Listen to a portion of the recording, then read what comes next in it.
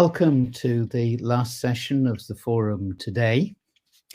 Before I introduce our guests this afternoon, if you were not able to join earlier on today and would like to view any of the sessions, they are now available on the replay part of this platform. The button is down the left-hand side, and if you just press that, you will be able to select what you would like to watch.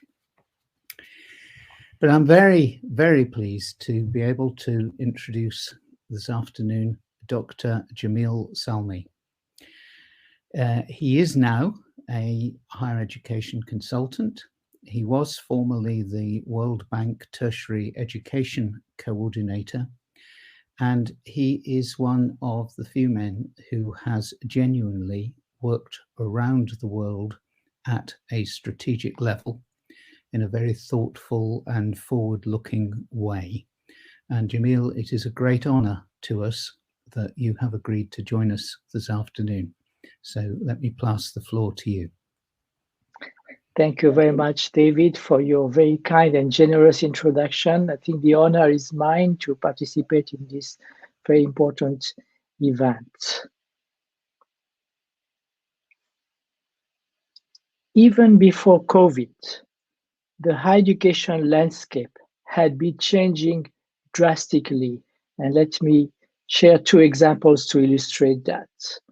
Some of you may recognize the Prime Minister of Norway, Mrs. Erna Solberg, who, when she took her functions a few years back, astonished her fellow citizens. You may remember that Norway has built a tremendous wealth with oil and gas. And in her first speech, she told the Norwegian people that they should forget about oil.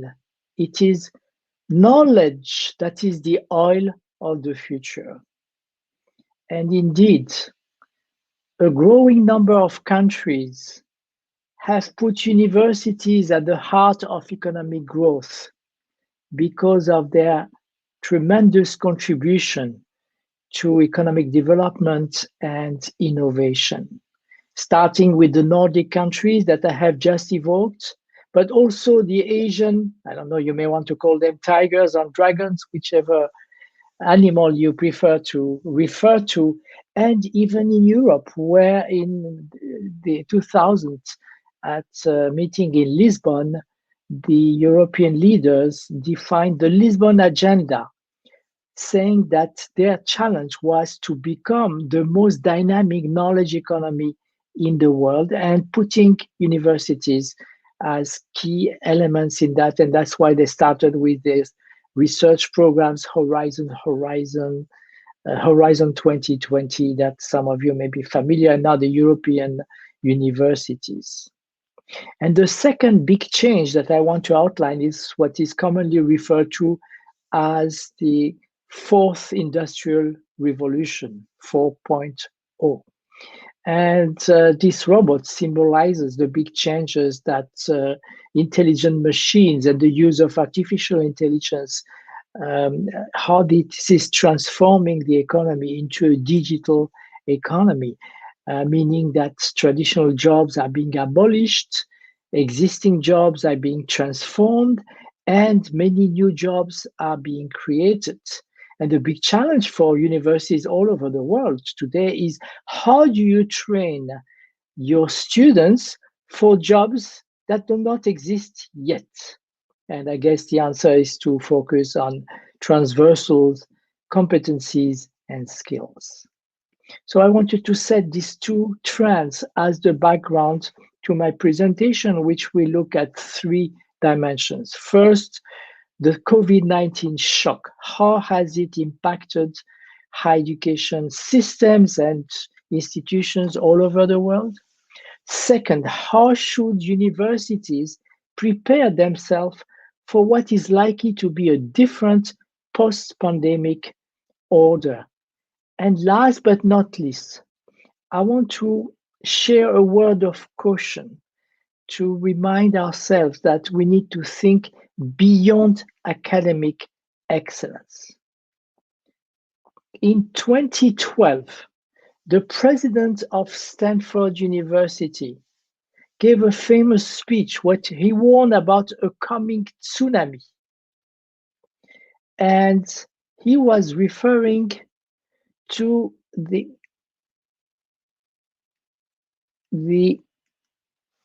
tsunami of universities facing the digital era. And unfortunately, I'm not sure that many institutions paid attention to this forewarning until 2 years ago, when a little virus called COVID-19 transformed the world of higher education in an unprecedented way, on an unprecedented scale in the history of universities. If you think about it, we have close to between 150 and 200 million students whose lives were disrupted from 1 week to the other, sometimes from one day to the other. And this great experiment of universities and professors switching from face-to-face teaching and learning to virtual learning. And remember that many of us in many countries, there was an implicit or sometimes explicit bias against online education. But what was a hobby for a few passionate innovators has become mainstream.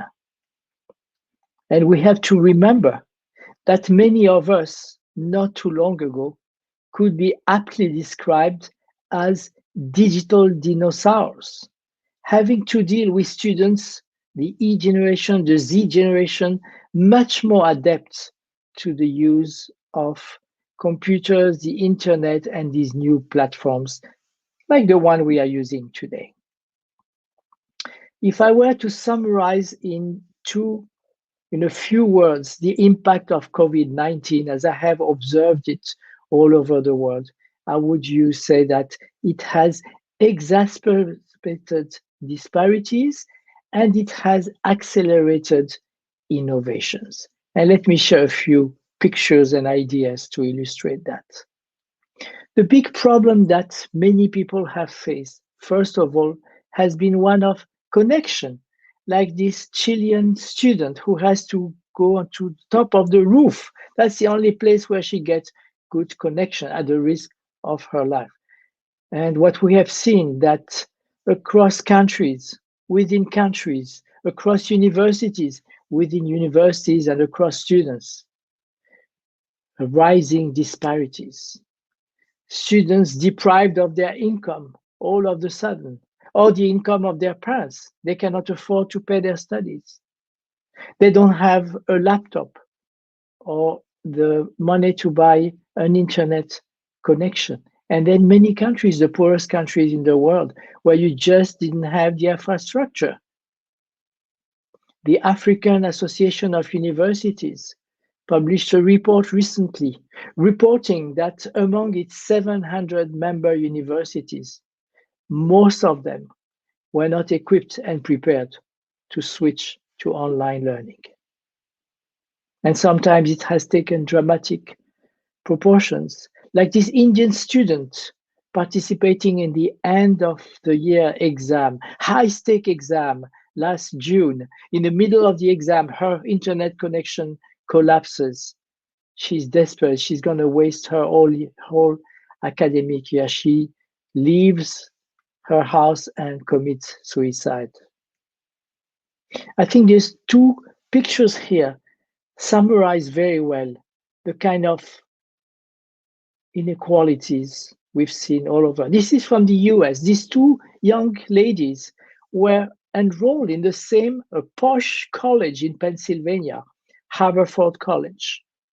The one on the right had a Pell Grant, so it's a scholarship, income-based scholarship, and they were both of them studying under the same conditions.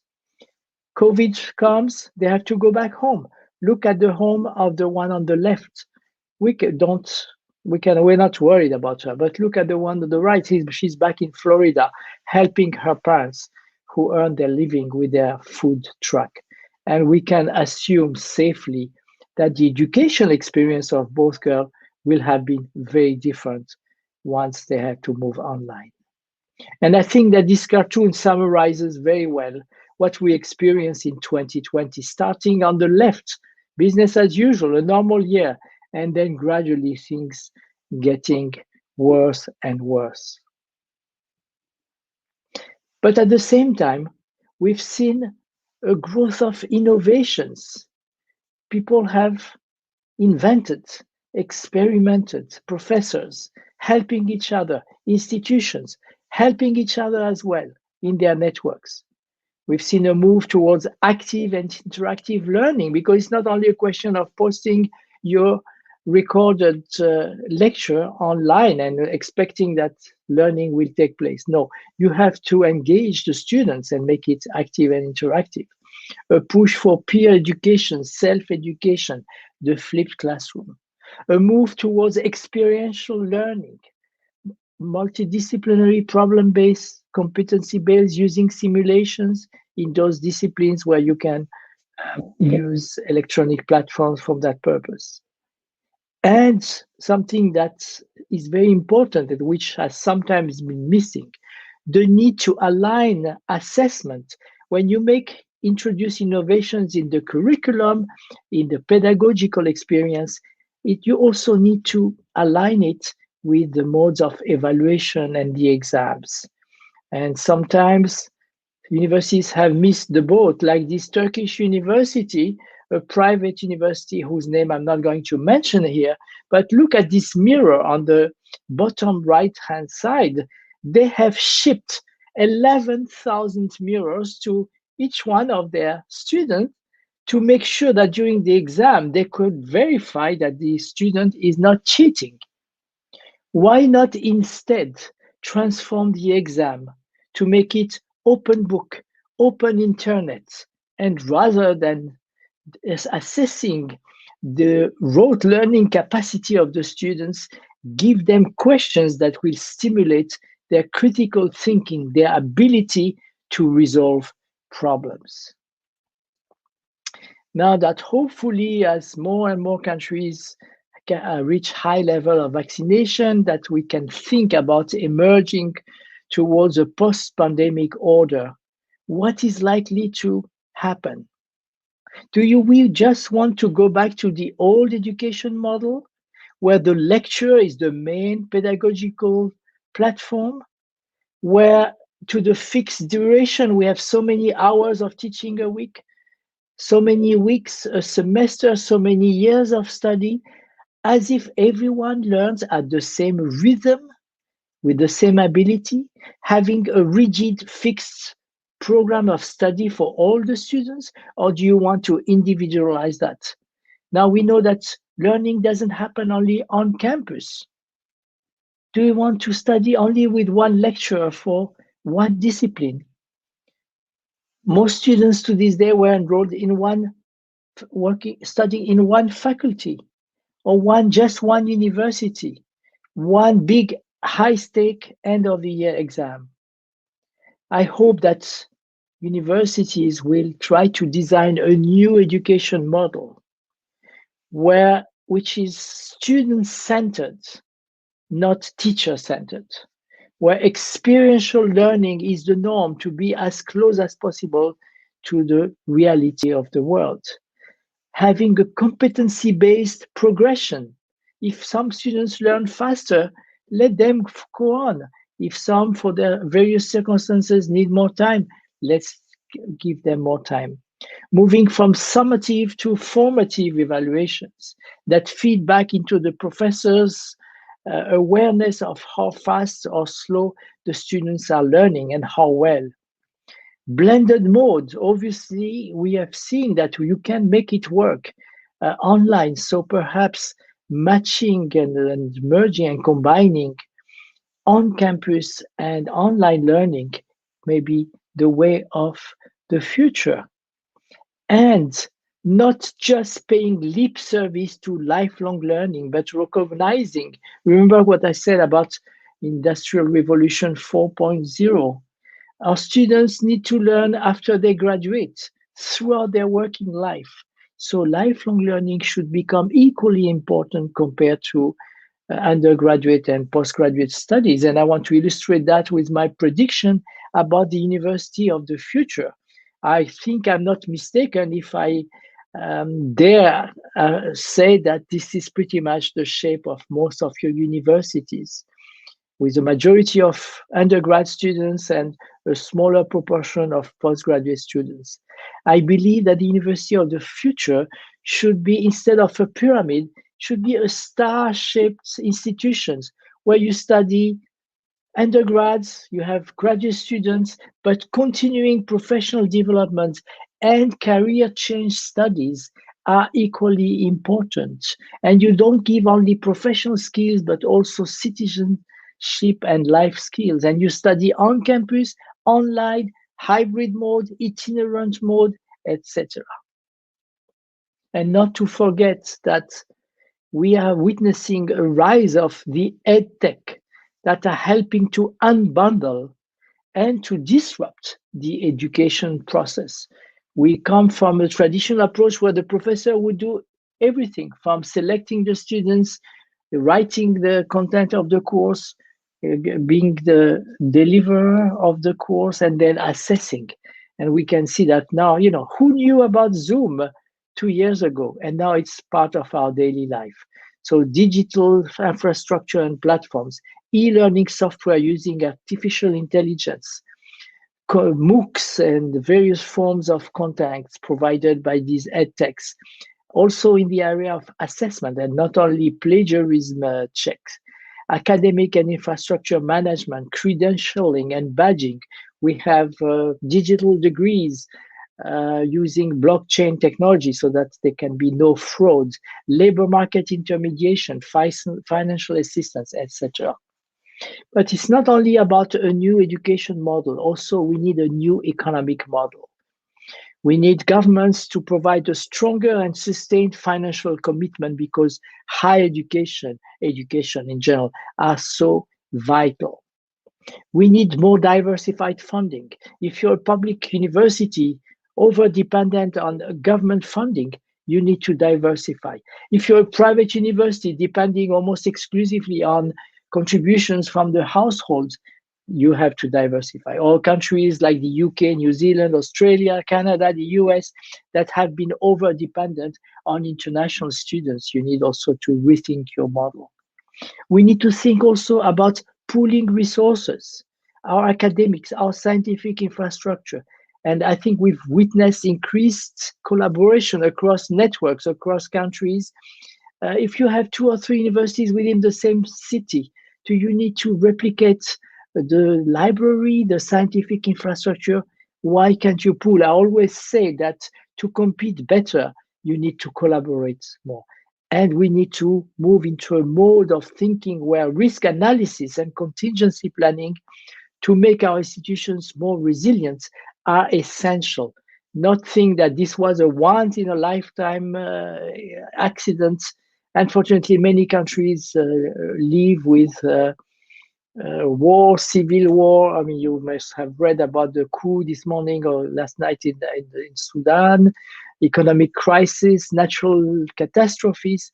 So we really need to make our higher education system and institutions more resilient. And lastly, I want to insist about an important shift in the focus of universities under this heading of Beyond Academic Excellence. In 2003, in Shanghai, at the Center for World-Class Universities, these 3 innocent and harmless-looking gentlemen unleashed on the world the so-called academic ranking of world universities, now commonly known as the Shanghai ranking. And I'm not sure I'm going to answer the question, are they heroes or villains? But they have definitely transformed the higher education landscape and the behavior of everyone. It is to some extent, to a large extent, international and national rankings have become the new compass for university leaders, for families, for governments, for employers. They are considered as a proxy of performance. They are a source of national pride or disappointment. Many countries have launched so-called excellence initiatives to improve their universities, sometimes by forcing mergers, for example, in Russia, or fueling what I would consider as artificial conglomerate universities, for example, in Vietnam or in France. And some people talk about the ranking disease that has unleashed a global brain race, sometimes a narrow focus on research, the so-called publish or perish mindset. And you see countries that will allocate their scholarships or the visas for incoming professionals, or the partnerships among universities almost exclusively on the basis of these rankings. But I think we need to go beyond this ranking because they measure academic performance in the narrow way. And I would like to propose a new social contract, or perhaps reaffirm something that has been part of some of the DNA of many universities: the concern for equity, the importance of truth and scientific evidence, ethics and values, and social commitment. And I'll finish by illustrating these 4 dimensions. Perhaps I can share first this quote by Richard Toney about equality of opportunity. The impertinent courtesy of an invitation offered to unwelcome guests in the certainty that circumstances will prevent them from accepting. And sadly, this is still the reality of many higher education systems or many elite universities.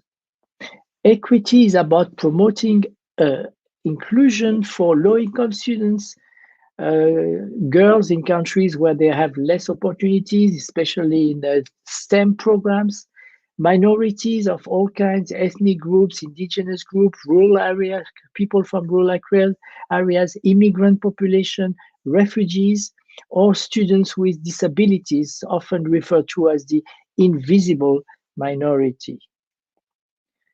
Just a few statistics: in OECD countries, the probability of attending tertiary education, if your parents achieve secondary education, is much higher. Or inversely, the countries that are more democratic, like Finland and South Korea, you will see that it doesn't matter. The fact that your parents are more educated will not prevent you from having the opportunity to study. In terms of gender, here are a few statistics from the European Association of Universities that give us the proportion of university presidents who are female in these various European countries. And it is very scary to see countries like Belgium, less than 10%, Italy, less than 4%, and that's ironic, former socialist countries like Poland or Romania, where you don't have one single female vice chancellor, rector, or university president. So universities, to promote equity, need to provide financial aids and non-monetary support, because it's not only about financial barriers, but also about academic gaps, providing remedial education, identifying at-risk students, and providing them with academic and psychological support. And then we have to recognize that sadly, we live in this so-called post-truth era, where fake news are abundant, finding an echo chamber in the social media. We have conspiracy theories of all kinds and alternative truth. So there can be two truths, but that's what some political leaders seem to think. Can you believe that you have every year now international conference on flat Earth, and people believing that this is a true representation of planet Earth? It is flat. And I always wonder what happens when you reach the edge. Do you fall over? Or do they believe also that there is the forces of gravity do not operate? A friend of mine is a president of a famous university in Brazil, and he said that during the pandemic, he had to spend so much time, he's a professor of physics, explaining to the 8% of the Brazilian population who believe that the earth is flat, no, the earth is not flat. And then it's very scary when you see even a former Minister of Education in the UK during the Brexit campaign saying people in this country have had enough of experts. And indeed, I guess that's why there was this very critical report published last week saying that the government had very poorly handled the pandemic at the beginning, not listening to the experts. So universities have a responsibility to help people identify, based on scientific evidence, what is the truth. And I would like to share these two quotes, one from Bertrand Russell. The whole problem of the world is that fools and fanatics are always so certain of themselves, but wiser people so full of doubts. And the Italian writer Umberto Eco, social media networks have given a voice to legions of fools who before would speak only at local pubs and would not harm the community. Back then, they would be silent immediately, while today they have the same right to speak as a Nobel Prize winner. So we need to foster the truth through scientific evidence and critical thinking and truth-seeking competencies. And remember that sadly, in many countries, academic freedom is restricted. You can see on the slide a number of so-called democratic countries where we have seen growing restrictions. And I don't have time, I'm running out of time, so I will not read the names, but it's a very scary list. We have universities have been closed down recently in Hungary and Russia because their government didn't like the independence of these universities. Third dimension is ethics. And the Belgian philosopher Pascal Chabot asked the question many years ago, doesn't a great power require an education that leaves space to doubt, philosophy, and a long ethical initiation? Universities have a very special responsibility to foster positive values about honesty, tolerance, open-mindedness, and solidarity, to combat cheating during education, and then hope that the professions will be ethical people when they work in their countries. And also for many universities being much less complacent about sexual harassment that is still a plague in many higher education institutions. And the last dimension is social commitment, making sure that your research is relevant, addresses the SDGs, themes of sustainability and climate change, having a green campus. A growing number of universities, Harvard is the latest one, are divesting from fossil fuel. You know, Harvard has a $53 billion endowment, and this latest decision means a big change. And also reckoning with the past, countries where universities have been associated with slavery or colonialism, recognizing this contribution. So we want to see, we've already seen during COVID a very positive contribution of universities everywhere in terms of epidemiology, modeling of the pandemic, genome sequencing, COVID test, treatment, vaccine, producing equipment, medical and nursing students who didn't graduate but went to the hospitals, many of them lost their life to help society, and providing sound scientific advice to governments and the public in countries, and I will not mention them, you know them as well as I do, where governments were not really showing the way and actually misleading their population.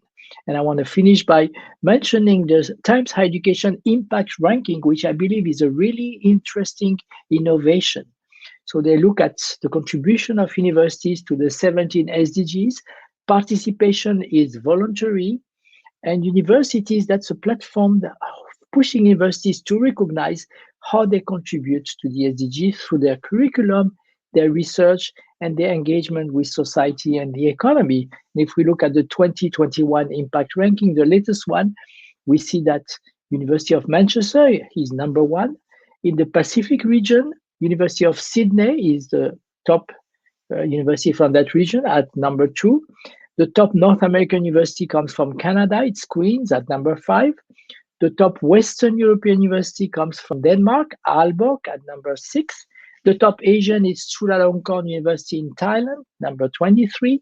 The top MENA universities, your region, is Princess Noura bint Abdul Rahman University in Saudi Arabia at number 27. The top Latin American university comes from Brazil, University of Sao Paulo, number 48. And sadly, within the top 100, we see no university from Eastern Europe and no university from Sub-Saharan Africa yet. In conclusion, we have to recognize that we live in a much more complex environment. At the end of the Cold War, political scientists coined this term VUCA: volatility, uncertainty, complexity, ambiguity. And I believe that these 4 terms characterize very well what we have experienced during COVID and what we are likely to experience as we get out of the pandemic. And so each university must think carefully about its plan for the post-COVID-19 era. And I believe that everywhere your priorities should be, first of all, to keep the university community safe. Second, to reimagine your university. Then to rethink your economic model. And finally, last but not least, to deepen your social commitment on behalf of equity, truth, ethics, service, and sustainability. And I would like to leave you with a few quotes as food for thoughts. First of all, the plural of anecdote is not data. Second, integrity without knowledge is weak and useless, and knowledge without integrity is dangerous and dreadful. And lastly, and I think that this talks directly to the tremendous contribution that universities make and can make to their society, never doubt that a small group of thoughtful, committed citizens can change the world. It's the only thing that ever has. Thank you, Jameel. As usual, you have not wasted a single word, and you have left us with a lot to think about and to mull over. There is an opportunity to put questions to Jameel, and already there are a couple in the chat that I will refer to. I want to pick up a little bit in the chat, and credit is paid to you for providing an operational model. I think there's a little criticism that maybe some of the inputs to this conference have focused on the problems or the challenges and so on, but you have provided us with an operational model. Now, it seems to me from what you are saying that a key point is the relationship or the contract between universities and society, the trust and the confidence that societies have in their universities. Now, given that trust is earned rather than given, what would you say to universities about evaluating their relationship with their society? And keeping with the accolade that was given to you, what might they do operationally to start to really build that trust and combat those phrases, we've had enough of experts and so on? Thank you, David, for this very important question. I will try to respond. I believe that I agree with you that trust is the heart of the social contract. and universities have a big responsibility. Well, the first thing is to ensure that they train professionals that would be useful for their society, that have the appropriate competencies to help transform these societies, the economy becoming more innovative, but at the same time also the values. I'm a big admirer of a new school of engineering in the US that is called All-In College of Engineering. And their motto, their ambition is to train responsible engineers who will transform the economy and society for the 21st century. And then there is the research dimension that we contribute through our research to solving the big problems of our societies, our economy, and our planet, because some of them will need work together. In fact, we've seen it with COVID, where researchers would share databases and the genome for COVID, so that anywhere in the world, others, and we've seen this feat, unprecedented in human history, to be able to produce a vaccine within 12 months. This is really extraordinary. And last but not least, applying this research to support your communities, the economy, the public authorities, to the region, to improve their way of life and address again to the problems that they face. And so universities cannot be an ivory tower. They really need to be embedded in their societies so that they make a tangible contribution on a daily basis. Mm. You mentioned Sudan in your talk, and I shared with you concern on hearing that news this morning. I'd therefore like to read out a question from Hussein Gibril Musa Saleh. During the COVID-19 pandemic, all Sudanese universities have stopped completely due to the lack of telecommunications, infrastructures, and funding. Most universities do not have the capabilities to adapt to the new situations. Are there any strategies that Sudanese universities can implement to avoid such problems in the future? Thank you. This is a tough question, David. Just before the pandemic, I spent a week in Sudan for the first time talking with what were then the new authorities of the democratic government, and visiting some of the universities and becoming aware of their big challenges. Because in Sudan, and like in other countries, the first problem was not the internet, it was having electricity, sufficient numbers of hours during the day. And then, of course, internet and having computers and having systems, which unfortunately they have. And I want to contrast that with, if I can share an anecdote from a friend of mine from the US, was hired as a professor by National University of Singapore in 2010. And his experience when he got there to take his position, he was told, you must first of all learn to teach online. Remember, I'm talking about 2010, 11 years ago. Why? Because in 2002 and 2003, the SARS epidemic had caused concern. And even though it had not affected Singapore in a dramatic way, the authorities of the university decided, let's get ready just in case. And I've seen a few universities that were ready in 2020 because the professor had been trained, the equipment was there, the platforms were there, and the transition was pretty smooth.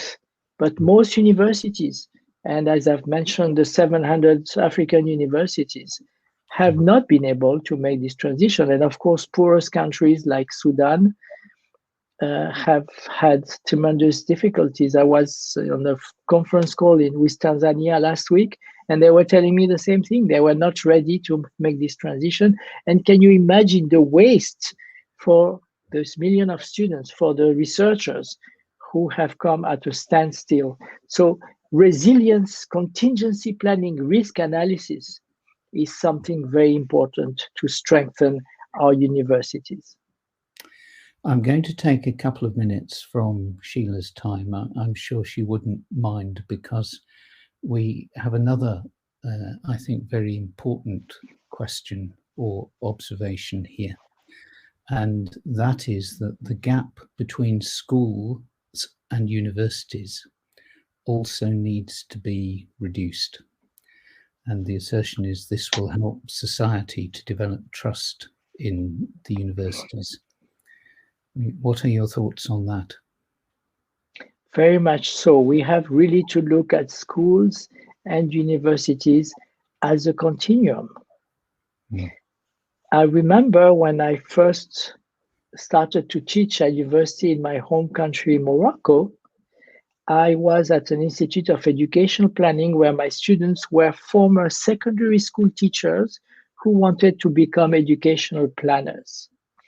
And when I started teaching, not dictating, as they were used to, they found it very difficult, because the whole pedagogical approach from the day they went to primary school to when they became teachers was based on rote learning. Of course, this has changed, but just to make the point that we prepare our students starting from primary school, or in fact, starting from home. A friend of mine from Australia, Professor Chapman, used to say half jokingly, but half realistically, that the best way to promote your opportunities in life is to choose your parents well.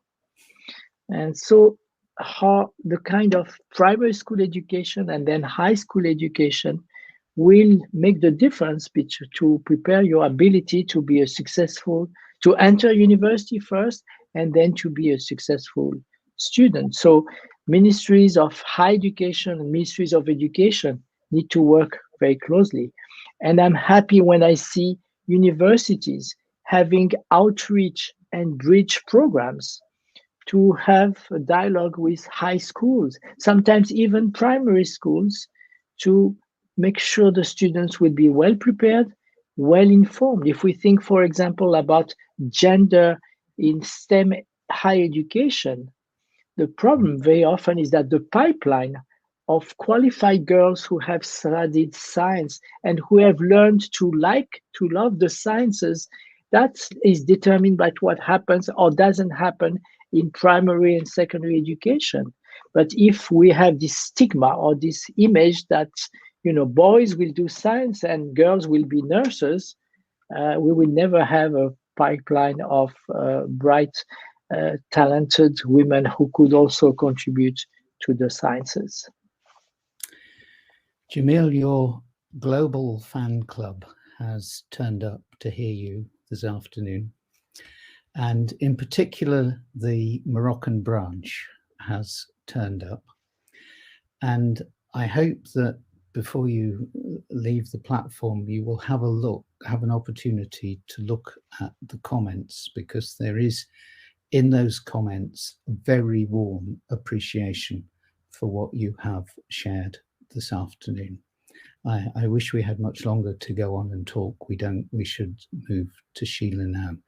But can I thank you so much for all the thought that you have put into this, and for the brilliance and the clarity of what you have delivered to us. You do a great service to education right across the world, and long may you continue to do so. Thank you. Thank you very much, David, and thank you for inviting me to share and read these very interesting comments. Thank you so much. Thank you.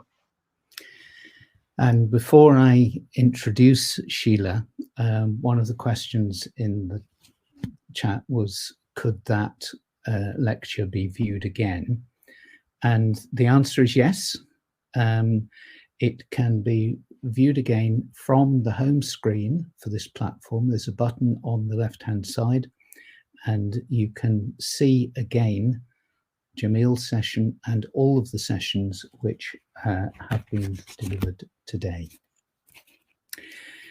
Now, with apologies to her, it is my very great pleasure to introduce Sheila Janganathan, Head of Open Learning Campus, World Bank, Washington.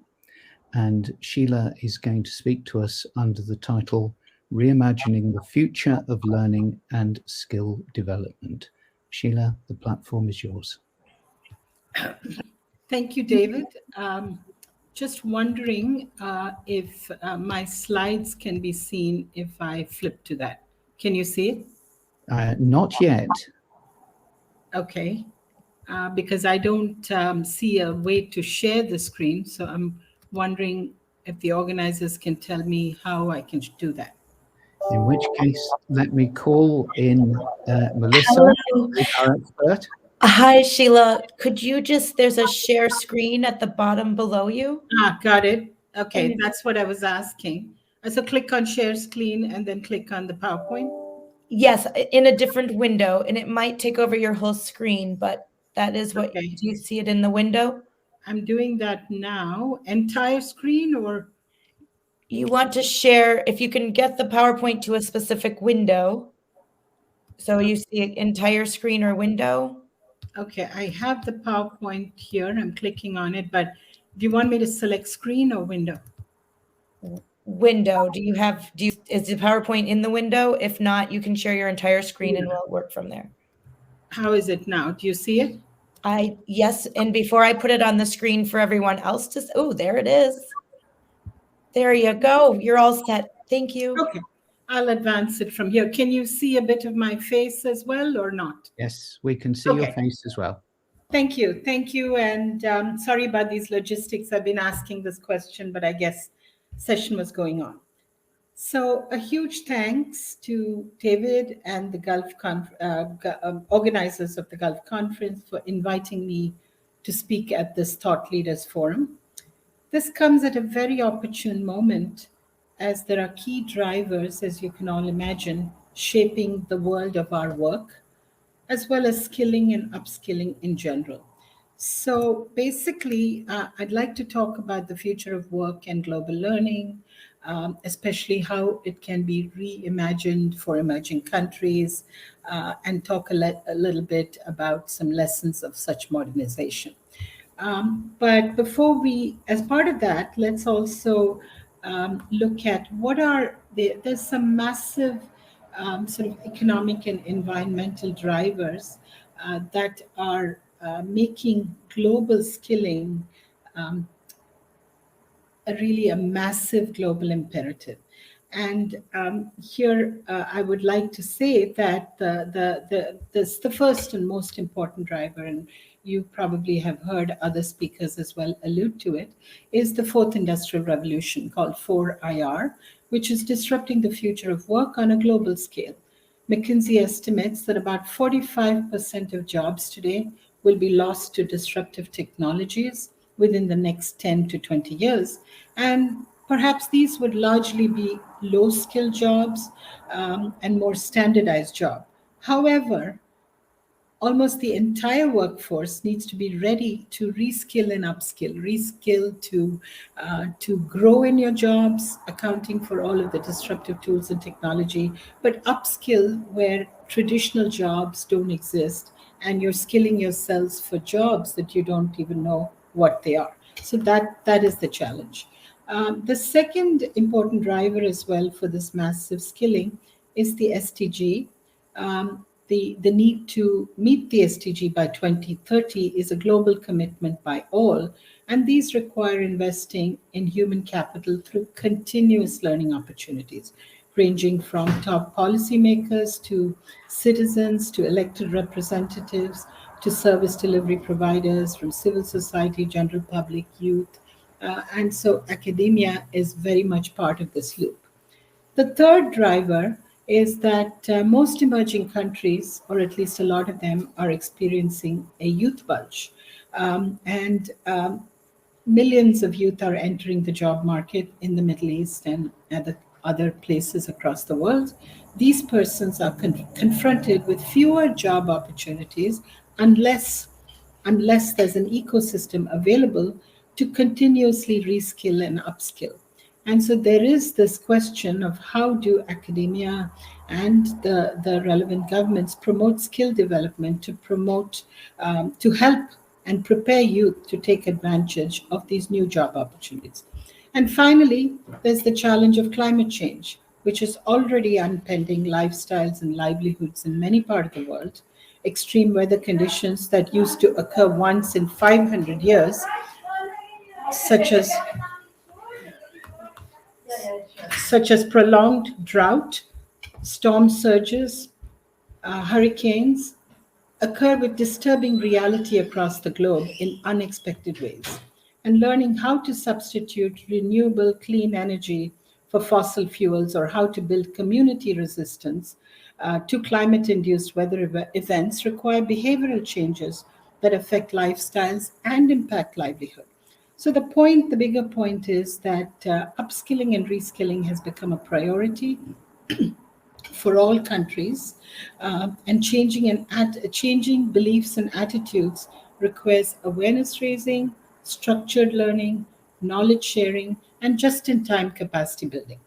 So at the same time, I wanted to mention there's an unprecedented change in the world around us. Technology is everywhere. There's a tsunami of data. AI, cognitive computing, robotics are disrupting work. And the 5 generations in the workplace, with millennials making up for about 50%. So the other thing is the average tenure in jobs is shorter, and shelf life of skills is only about 4.5 years, according to the World Economic Forum. In fact, I had a meeting just before the pandemic. I was presenting at a conference at Microsoft, and Silicon Valley and major technology companies across the world are not hiring based on the programming skills and other things, but hiring based on an individual's ability to learn and unlearn and relearn. So in the old economy, life existed in 3 blocks. You educate yourself, school, college, postgraduate, for the first 20 to 25 years of your life. And then the rest, maybe 40 years, is around working, most of which we don't spend too much time focusing on learning. And then you retire, and the lifespan was about 73. In the new economy looking ahead, the challenge is for academia to prepare learners for jobs that don't exist today. For example, who would have thought that desirable job opportunities today, such as app developers or organic farmers or data labelers and annotators, these we hadn't even heard of, say, 3 to 5 years ago. Now in the new economy, since the shelf life of skills is only 4.5 years, and people are living much longer, until almost 90, the learning block becomes lifelong, or life-led, as I like to call it, where an individual is moving in and out of work in terms of learning and retooling. And in fact, I had recently published a book on the future of work and learning, particularly learning, with a focus on digital learning. And I have Chris Deedy from Harvard, who writes a chapter there, who talks about a 60-year curriculum in order to reskill oneself. And most academic institutions need to start buying into this idea and prepare for such curriculum. So while all around us, everything is changing, here I want to talk about how, as part of the changes that is happening around us, learning, the way we teach, learn, credentialize, assess, and support lifelong learners is also changing. We're moving from one phase of learning to continuous and life-led, as I said, to keep up with changing knowledge and skill demands. But then there are some other shifts. For example, learning is no longer formal or structured, but it's really become more holistic. We're learning through bite-sized micro-learning. we're learning from peer-to-peer exchanges, we're learning from on the job, we're learning from knowledge exchange. And so this takes a different view of the way we design learning, and this also needs to change. There's also a changed role and relationship for teachers and learners. In this context, the role of the teacher is changing, where the teacher is no longer the sage on the stage, but a guide on the side, trying to guide and facilitate active learning. And teachers are also becoming more enablers and facilitators, rather than always presenting their lectures and so on. Similarly, the role of the learner is also moving from individualized learning to collaborative learning. And this is where all of the tools where learners interact with each other, with experts, through collective intelligence, through crowdsourcing and co-creation, all of this is important. Last couple of points is we're shifting away from siloized type of learning to more cross-sectoral learning. So today, an urban specialist needs to know enough about water, enough about spatial planning. A data scientist needs to know about visualization, and so on. And so learning is no longer siloed, and people who have these cross-sectoral capabilities are able to command better jobs and better salaries and better prospects. And there's also the move away from monolithic 4-year degree and another 2 or 3 year postgraduate to shorter modularized credential. It's almost like building Lego blocks based on an individual's job requirements, interests, career growth prospects. So these micro credentials, as they're called, can take the form of certificates, badges, MOOCs, micromasters, and so on. So it's really the unbundling of education. So moving along, the skills are the new currency of the 21st century. Technology changes have propelled the fourth industrial revolution, as I said, to make many existing competencies redundant. And so, to close the skills gap, you need an agile and a scaled up technology-based approach to meet this massive demand that I was mentioning. Traditional in-person approaches to teaching and learning will not work to meet this kind of scale, but also to provide this kind of life-led learning solution.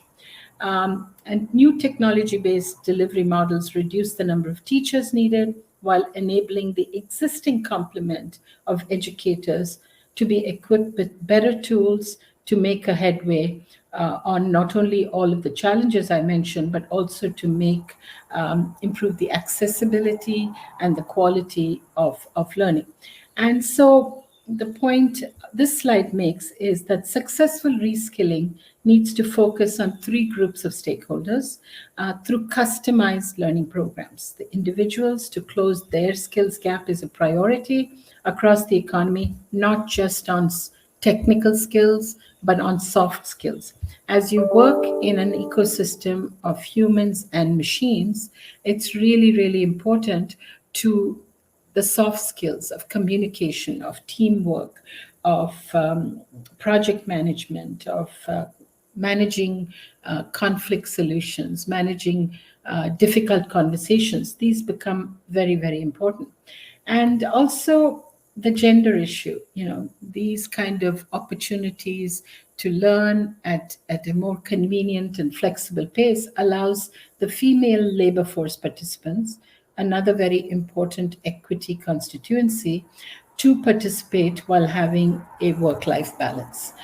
The second set of stakeholder groups are employer organizations need to leverage technology platforms to maintain a continuous bench of skilled and upskilled labor. So it's the supportive strategy of retaining employees that needs to be cost effective. And again, this is where a digital or a blended focus helps. And then finally, at the policy level, governments and regulators of education also need to be updated with the latest developments and policy trends on the future of work, the future, and how learning can be sustainably promoted, etc. So I want to talk next about, it's the right time to COVID has accelerated our use of technology for education, be it fully virtual or various degrees of blend. And this slide simply points to, based on the total population, the number of mobile users have tremendously increased, internet users, especially in mobile and social media channels as well. And so this slide simply points out, as I said, that education technology, and I'll give a few examples next, but COVID has been a disruptor of sorts for education.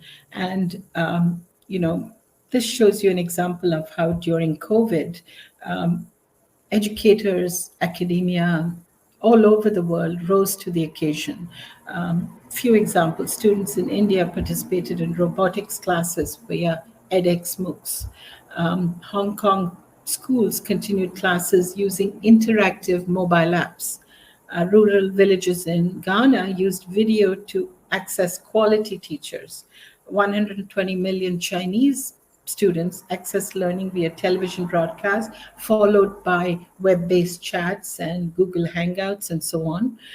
Similarly, Lebanese students even converted their physical education classes by recording videos, sharing it with the teachers for feedback, and at the same time acquiring digital skills. And so COVID has really, so before, as Jameel pointed out earlier, before online education was being explored by a number of institutions who wanted to try out new approaches. But COVID really accelerated the pace of acceptance and use of online and blended and virtual learning, where we leapfrogged over 10 years. So here is, and this is again part of the book that I had prepared, that just got launched by Routledge in June of this year, targeted towards emerging country academia and educational leaders, vice chancellors, and others who are considering going from a pure brick and mortar to 21st century learning through blended and digital. But the big point is the top part of this graphic shows you the environmental drivers we talked about. The second, the shifts in learning, we talked about, continuous learning, viewing learning more from formal learning to everything more holistic, going from cross-sectoral to hybrid, moving from moving from a monolithic long education practice to modular credentials, to build enduring skills in this VUCA moment where there is volatility and uncertainty. But what are the educational technology enablers that are here today that help us do this and do this well? First off, cloud and 5G. By most of you, and many of you are probably already partaking in this, but there is just more innovation to come, because cloud computing is one technology that empowers the education industry to shift focus from physical to virtual and shared. So, for example, by implementing cloud computing, teachers join a classroom on the cloud, accessing online curricula, learning resources, multimedia, virtual labs, analytics, as well as teachers. And this also has impacts on costs. In addition to reducing operational costs and providing flexible and secure access, it promotes a pay-as-you-go model, allowing institutions to flexibly scale up during peak usage and scale down when the needs for the server is low. So huge education technology that is enabling us to improve responsiveness, efficiency, effectiveness, and innovation. The second is more the availability of platforms or ecosystems. And I don't want to get technical here, but there are huge, as we said before, the definition of learning is moving to just-in-time, on the job, micro-learning, social learning. And so traditional systems like the learning management system and so on don't fit the bill. New integrated end-to-end platforms are emerging that will enable us to meet the demand for a Netflix type of interface where It's very easy. There are recommendations, there are ratings, and also learning moves from a one-size-fits-all to more of a personalized approach. And that feeds into the next education technology enabler, artificial intelligence and machine learning. So AI allows the exact point I mentioned just before to move away from a one-size-fits-all for modules or learning to a more individualized and personalized path. And the other thing that we're not seeing a lot of, but is projected to have a huge impact on learning in the next 3 to 5 years, is the whole area of extended reality. This is an umbrella term that describes an environment that merges both physical and virtual dimensions, and it allows you to have immersive learning, right? So, two common technologies that play a role in this are augmented reality and virtual reality. Augmented reality overlays the world with virtual objects like images, text, and animation. So, for example, with an augmented reality, a learner can use their mobile phone in a three-dimensional experience to learn about the solar system, to explore the sun, the planets, the satellites.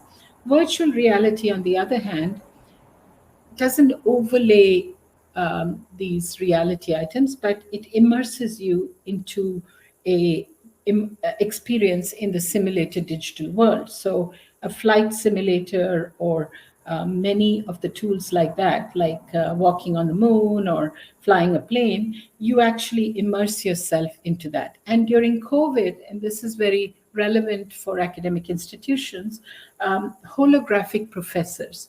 These were virtual reality experience that beamed teachers into a class during COVID to improve the quality of education. So particularly useful when either the teacher cannot attend the classroom due to a number of reasons, but also when academic institutions have multiple campuses and the professor needs to be beamed into the many classroom. And finally, and there are many more, but these are the key, finally is the whole area of learning analytics. Provides tools to track learner interactions, to help mine, collect, and analyze data, and thereby enhancing the overall. And given that when we move to a digital and blended environment, every footprint, every digital footprint is tracked. And so you can use that to create, to understand where are the troublesome areas for learners? What do you change? How do I make this personalized? And this can impact the quality and also the return on investment on many of your learning programs. So this talks about the shifts in learning and the educational technology enablers that enable you to adapt to more 21st century approaches, which includes blended learning. The new normal is going to be blended, is becoming blended, more active learning, not just stay in the abstract and theoretical, but in the concrete and practical. Reimagine assessments so that they go away from being just multiple choice or essays to actually putting the learner in a real situation where they will be in when they graduate and test their competencies. Also enable connected learning, both peer-to-peer, peer-to-experts, and local to regional, local to global. And the high touch, what I really mean there is that just because you are blended learning doesn't mean that you don't have an instructor. You do. Many times the instructor comes in live in person, but many times the instructor is available virtually, which can still be take away from the lonely experience of online learning and greatly improve the quality. So this is everything I just said. I want to end with, we're already experiencing the new normal today, which is digital and blended. And I think what this means is that as leaders in the academic space, we need to reframe our thinking and shift mindsets. Adding digital and blended doesn't mean just adding a webinar here or webinar there, but to rethink the entire set of assumptions, starting with the objectives and the target learner and organizing the learning. Because as Einstein said, if you always do what you always did, you'll always get what you got. And that's not where we're going. We want to transform education and highlight the importance of the choreographing changes in the key stakeholder, which includes the learners, it includes the instructors, it includes the educational leaders and policymakers, and so on. And the other point is that the vision, of course, needs to be contextualized in local realities, particularly aligning local priorities and key interest groups. And thirdly, as I said before, it requires a rethinking of your learning strategy and how do you sequence the key aspects of the current learning strategy. Because finally, human capital is more important than ever in these days, and it'll be the primary factor in sustaining global competitive advantage.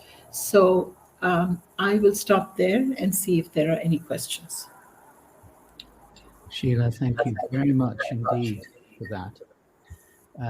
I can see that on the chat, many people have said just how important what you are saying is, and some of their remarks were put up on the screen while you were speaking. If you would like to put a question to Sheila, please do so on the chat, and I will pick that up. But Sheila, while that's coming through, can I talk about timescale with you? Because there's nothing you said that I would disagree with. And it is a huge agenda, and things are changing increasingly fast. But somehow, somewhere, there needs to be like a piton banged in so that we can start a change. Now, what do you think is the time scale for having, for example, artificial intelligence more integrated in what universities do? So artificial intelligence, thank you for that question, David. So artificial intelligence is just one tool, and the many, I think, we're already some organizations who've been in the online learning space longer, like the World Bank's Open Learning Campus. We started integrating artificial intelligence to create personalized learning environments for a few pilot projects. And so, that's the way to go. If you already have an established system, then you can pick the projects that would lend itself well to more personalized curriculum and start it with a program. For example, Arizona State University is doing it with an entire undergraduate degree program, but one program, because these things are still a bit expensive, although costs have come down quite a bit since the last 5 years and regularly sliding.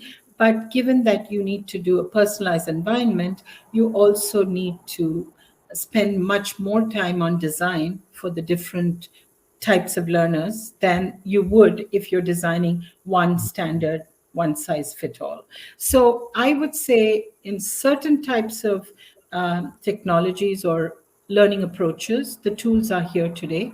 And so pick your pilot projects. Don't attempt to tackle a very big initiative.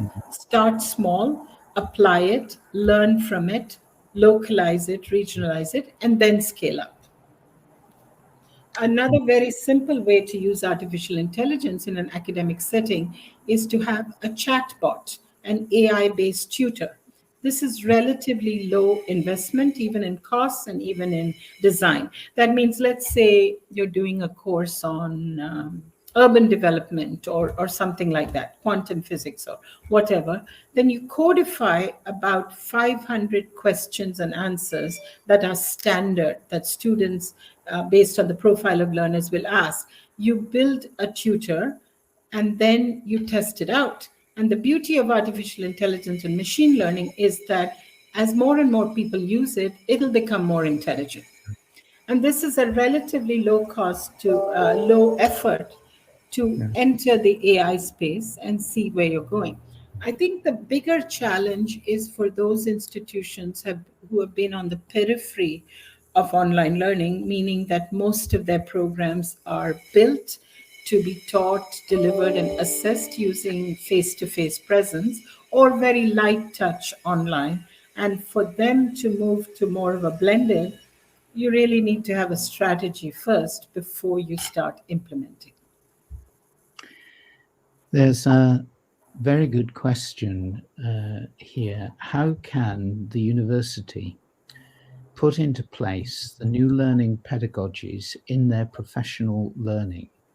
Who is designing learning experiences for learning designers? So training trainers, developing developers. Very, very, very important point. And actually, it's critical that that be done. Otherwise, the success rate of, you can invest in the best technology, the best facilitators, the best content, but if your teachers are not equipped to use that, then you're not going to get too much success. So one of the things that I recommend as part of the guidance is really to have a program of a moderator or a teacher training program, but not just on the delivery, but for them to understand online pedagogy, the strengths and weaknesses of the various media.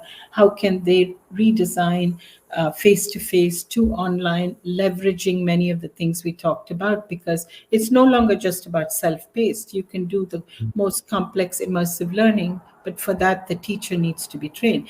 But my point here is I generally recommend a whole short curricula, that people, working professionals can take, that includes the pedagogy of online learning, the utility and weaknesses of the various tools, how to optimize learning in an environment, in such an environment, but also put them in touch with other peers who are doing it well, put them in touch with resources that they can pull out when they need it. So that's a very important point and a critical component for success.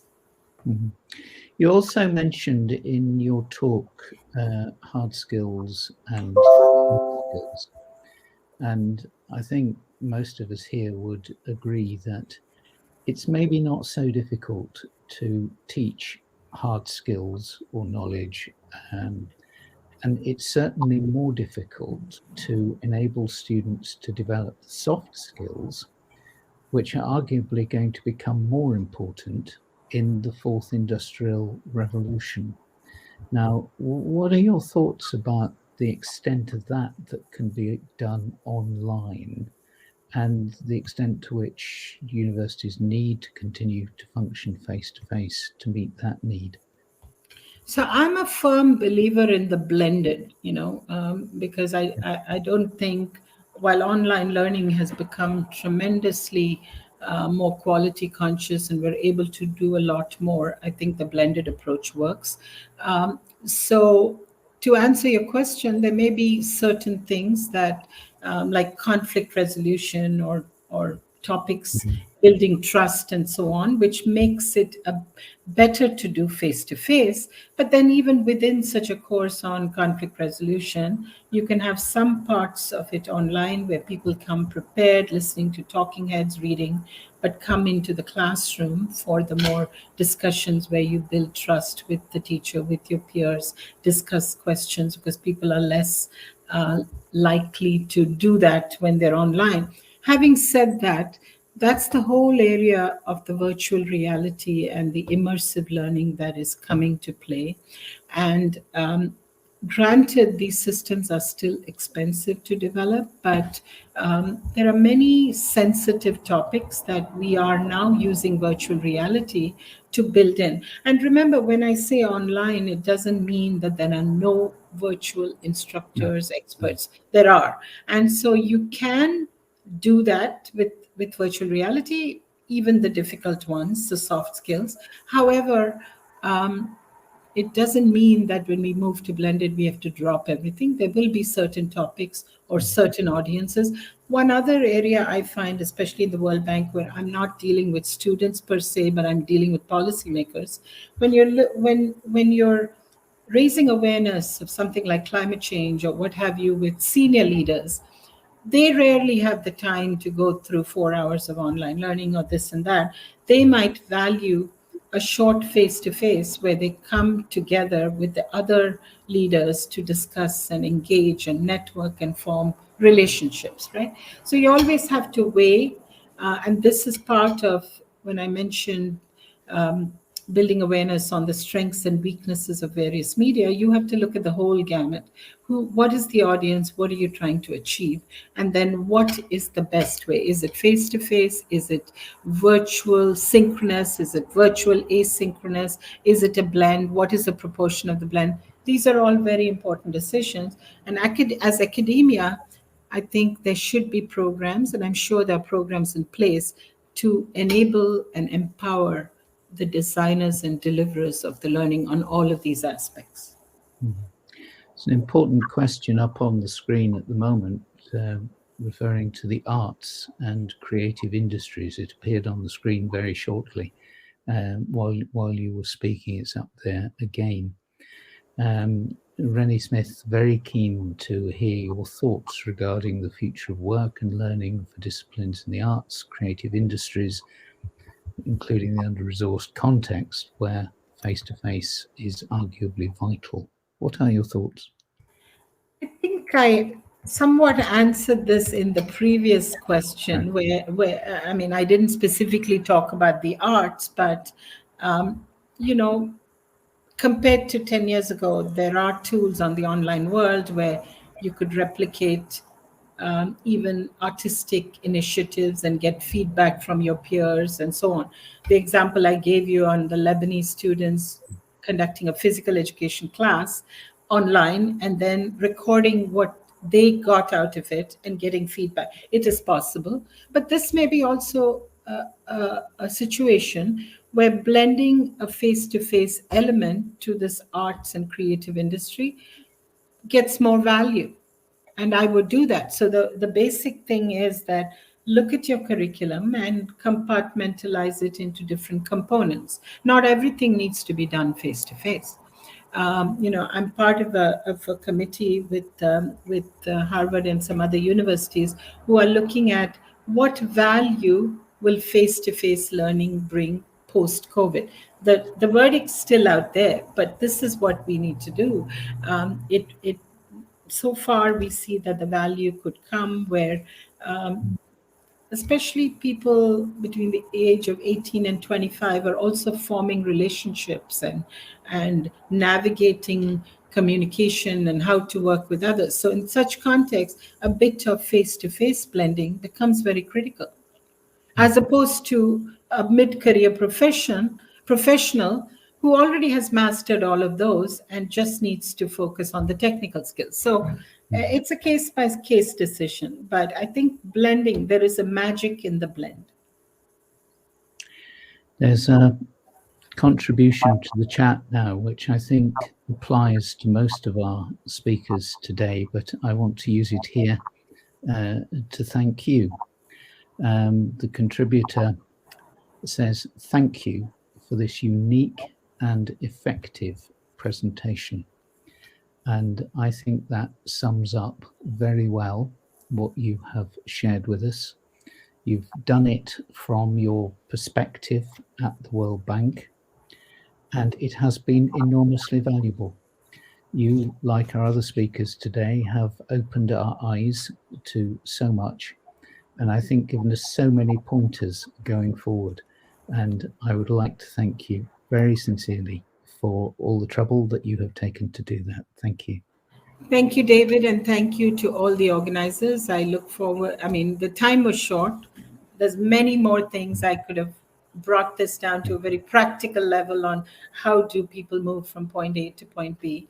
As I said, I do have a book if you search under my name, or I'll put it in chat, but I'm happy to have further conversations with specific academic institutions or through the cohort of the Middle Eastern Consortium. Thank you very much. And give me a moment and I'll put the name of the book there. Lovely, do that. Well, while you're doing that and while you're leaving us, it just remains for me to draw the day to a close. You will be relieved to know that I am not going to do a summary of the day, that would take far too long. But I am just going to point up one or two things which I think may be helpful as we go forward in this forum. First of all, we've been alerted and had explained to us many of the challenges which we face, challenges for countries, challenges for ministers, challenges for rectors, challenges for teachers, and challenges for students. And in the 2 days that are following, we're going to be looking more at solutions and how to proceed to address those challenges. The word pedagogy has been mentioned by several speakers today, which is excellent in my view. And therein indeed does lie one of the big challenges. We are moving from a situation where the university itself was at the center to a situation of where the student is at the center. And although the student may be at the center, that which is provided for them needs to be informed by the society.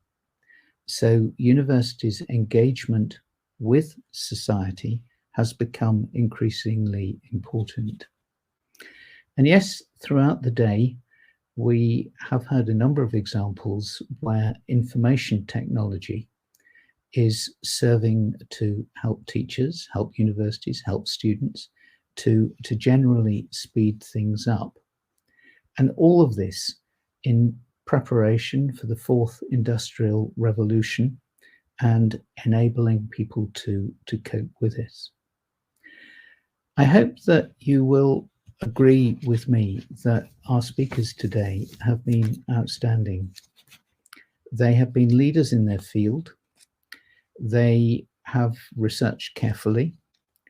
They have delivered in a very accessible way, which for me demonstrates high quality from which we can all learn. I would like to thank, just before closing today, Abdul Halig Osman, the Chief Executive of Gulf Conferences, who is really the driving force behind this event. I'd like to thank Mohammed, Melissa, and Dahlia, and all the others in Gulf Conferences who have worked hard to make this happen. I would like to thank again the Association of Arab Universities, their Secretary General, and the staff in the association who have worked very closely with us. I would like to thank the colleagues I've been working with on the production side, Jaffa, our translator, Melissa, our technical director, Mohammed, who has been dealing with the questions, and so much else. And finally, I would like to thank again our sponsors. Without them, this forum would not be possible. And the expo area of this platform will remain open for quite a while. So you can go there and you can see what it is they are doing and how you can find more details. Tomorrow, we start again at 10 o'clock British Summer Time, and however that translates into your own time zone. And I look forward to seeing you then. Goodbye.